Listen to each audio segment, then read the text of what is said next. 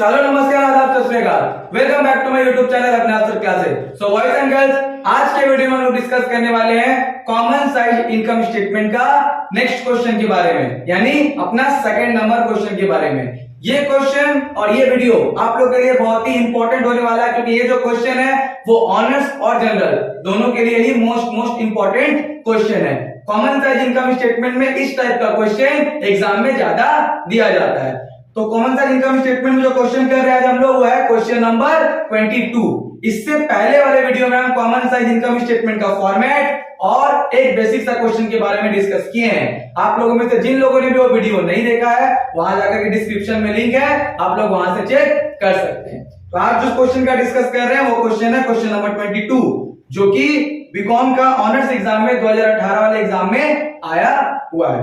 तो देखिए क्वेश्चन आप लोग के स्क्रीन पर शो हो रहा होगा। क्वेश्चन में है कि with the following information for the year ended 31 March 2017 prepare a common size income statement, जिसमें office and selling distribution expenses दिया हुआ है 60,000, अदर इनकम दिया हुआ है 20,000, टोटल कॉस्ट ऑफ सेल जो है 75% ऑफ नेट सेल है। यही है पहला ट्विस्ट। नॉर्मल क्वेश्चन में क्या होता है, सारा इंफॉर्मेशन दिया रहता है, हम लोग को जस्ट पुट करना पड़ता है और सेल को 100% मान करके उसका बेसिस पे परसेंटेज निकाल लेना पड़ता है। लेकिन यहाँ पे कॉस्ट ऑफ सेल क्या बोल दिया गया, नेट सेल का 75%। तो चलिए अगर नेट सेल दिया रहता तो आसान था, उसी का 75% निकालते तो कॉस्ट ऑफ सेल हो जाता। लेकिन इस क्वेश्चन में नेट सेल भी नहीं गिवन है। लास्ट में क्या दिया हुआ है, net profit before tax. Profit before tax निकाल करके दिया हुआ है 1,20,000। ना ही नेट सेल्स है, और सेल्स के ऊपर क्या वैल्यू मतलब वेरी कर रहा है, कॉस्ट ऑफ सेल्स का, जो कितना परसेंट है नेट सेल्स का, 75%। तो आइए इस क्वेश्चन का सॉल्यूशन करते हैं। तो सबसे पहले इस क्वेश्चन का सॉल्यूशन करते समय हम लोग को क्या करना पड़ेगा, लेट करना पड़ेगा नेट सेल्स। सेल्स को हम लोग मान लेंगे x। सेल्स को क्या मान लिया हम लोग, x। सेल्स अगर x है तो कॉस्ट ऑफ सेल कितना होगा, जैसा कि क्वेश्चन में गिवन है कि कॉस्ट ऑफ सेल कितना है, 75% ऑफ नेट सेल्स।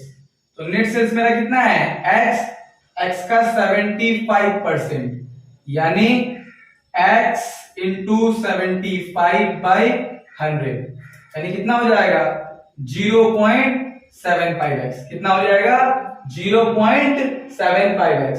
और क्वेश्चन में क्या गिवन है, नेट प्रॉफिट बिफोर टैक्स का वैल्यू दिया हुआ है 1,20,000। तो हम लोग प्रॉफिट कैसे निकालते हैं, जितना इनकम होता है उसको जोड़ा जाता है और जितना एक्सपेंस होता है उसको माइनस कर दिया जाता है। तो मेरा यहाँ पे कौन कौन सा इनकम है, एक सेल इनकम है और दूसरा इनकम क्या दिया, अदर इनकम। और खर्च कौन सा है, कॉस्ट ऑफ सेल, जो कितना है 0.75। अब बोलिएगा कि सेलिंग एंड डिस्ट्रीब्यूशन एक्सपेंस भी है, तो selling and distribution cost of sale में क्या रहता है, इंक्लूड है। तो यहाँ पे हम लोग अगर इसको कैसे कर सकते हैं कि प्रॉफिट कैसे निकलता है, इनकम से एक्सपेंस माइनस करके। तो इनकम मतलब मेरा पहला सेल है, सेल कितना है, सेल्स दिया हुआ है x, और अदर इनकम हम लोग का दिया हुआ है 20,000। उससे हम लोग माइनस करेंगे cost of sale. Cost of sale कितना दिया हुआ है, 0.75x, जो कितना का बराबर है 1,20,000 का। तो यहाँ x है और यहाँ 0.75x है, यहाँ 1 है और यहाँ माइनस 0.75, तो कितना हो गया 0.25x। यहाँ 1,20,000 था, ये प्लस में 20,000 उधर जाएगा तो क्या हो जाएगा, माइनस में 20,000। तो यहाँ बचा 0.25x और यहाँ माइनस करके कितना आ गया वैल्यू 1,00,000। तो x इक्वल टू कितना हो जाएगा 1,00,000 डिवाइड बाई 0.25। तो हम लोग का सॉल्व करके कितना आ गया वैल्यू 4,00,000। x का मान कितना आ गया 4,00,000, यानी सेल हम लोग निकाल लिए। सेल्स का वैल्यू हम लोग निकाले कितना 4,00,000। सेल्स कितना निकल गया 4,00,000। किस तरह से अकॉर्डिंग टू प्रॉब्लम में इसको सजाया गया है, प्रॉब्लम के अकॉर्डिंग कि प्रॉफिट बिफोर टैक्स दिया था 1,20,000। प्रॉफिट कैसे निकलता है, टोटल इनकम से एक्सपेंस को माइनस करके। तो इनकम यहाँ पे क्या क्या है, सेल और अदर इनकम। सेल का वैल्यू नहीं गिवन है, मैक्स माने हैं। अदर इनकम का वैल्यू कितना है 20,000। खर्चा एक ही है, कॉस्ट ऑफ सेल, जो कितना परसेंट है, सेल का 75। तो सेल का 75 मतलब कितना हो गया 0.75x। तो इनकम से एक्सपेंस को माइनस करने पे ही क्या आता है प्रॉफिट जो गिवन है कितना 1,20,000। उसके बाद x वाला घट रहा था घटा दिए 20,000 उधर गया प्लस वाला तो माइनस हो गया कितना बचा 0.25x और यहां से बचा 1,00,000। तो x इक्वल टू 0.25 जो इनटू में था यहां आया तो डिवाइड में, डिवाइड करने पे कितना आ जाएगा 4,00,000। ये सेल्स हो गया। सेल्स जब 4,00,000 हो गया हम लोग क्या निकाल सकते हैं cost of sales. Cost of sales कितना होगा सेल्स का 75% बोला था। सेल अगर 4,00,000 है उसका 75%, 4,00,000 का 75% कितना हो जाएगा 3,00,000। इस तरह से हम लोग क्या निकाल लिए cost of sales. Cost of sales निकलने के बाद अब हम लोग को क्या निकालना है कॉस्ट ऑफ गुड्स सोल्ड, क्योंकि कॉस्ट ऑफ सेल्स और cost of goods sold same नहीं होता। कॉस्ट ऑफ सेल मतलब सारा खर्चा जुड़ा हुआ है और कॉस्ट ऑफ गुड्स सोल्ड में उस प्रोडक्ट को बनाने में कितना सिर्फ खर्चा लिखा हुआ है मतलब खर्चा लगा हुआ है वही काउंट होता है। तो यहाँ 3,00,000 था कॉस्ट ऑफ सेल्स। 3,00,000 में से हम लोग माइनस कर देंगे जितना एक्सपेंसेस जो दिया हुआ ऑफिस सेलिंग और डिस्ट्रीब्यूशन एक्सपेंस जो कितना है 60,000। इस तरह से हम लोग क्या निकालेंगे कॉस्ट ऑफ गुड्स सोल्ड का वैल्यू जो 3,00,000 में से 60,000 गया कितना बचा 2,40,000। तो अब जो इंफॉर्मेशन हमको चाहिए था सारा इंफॉर्मेशन हम निकाल लिए हैं। हमको क्या प्रिपेयर करके दिखाना होगा common size income statement. Common size income statement तो देखें इसको प्रिपेयर करते हैं।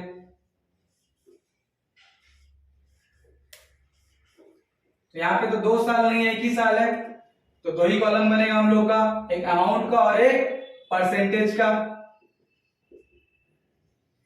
एक अमाउंट का और दूसरा परसेंटेज का। सबसे पहले हम लोग लिखेंगे सेल्स। सेल्स कितना दिया हुआ है 4,00,000, उससे लेस होगा COGS यानी कॉस्ट ऑफ गुड्स सोल्ड जो कितना निकाले हम लोग 2,40,000। 4,00,000 में से 2,40,000 घटा के जो आएगा वो क्या हो जाएगा अपना ग्रॉस प्रॉफिट। 4,00,000 में से 2,40,000 घटाएंगे तो ग्रॉस प्रॉफिट कितना आ जाएगा 1,60,000। ग्रॉस प्रॉफिट से लेस करेंगे फिर सेलिंग एंड एडमिनिस्ट्रेटिव एक्सपेंसेस जो वहां पे लिखा हुआ है कितना गिवन था 60,000।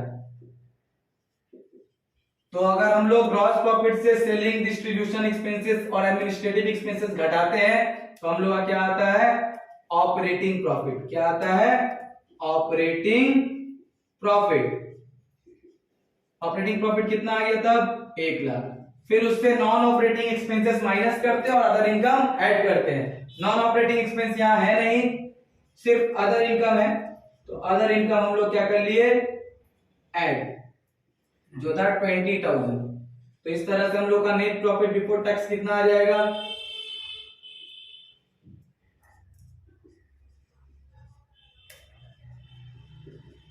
1,20,000 कितना आ जाएगा 1,20,000। अब परसेंटेज निकालना है।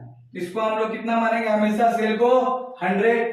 अब परसेंटेज निकालने के लिए फिर से वही 2,40,000 डिवाइड बाई 4,00,000 गुने 100 तो कितना आएगा ये 60%। 1,60,000 डिवाइड बाई 4,00,000 गुने 100 तो ये आ जाएगा 40%।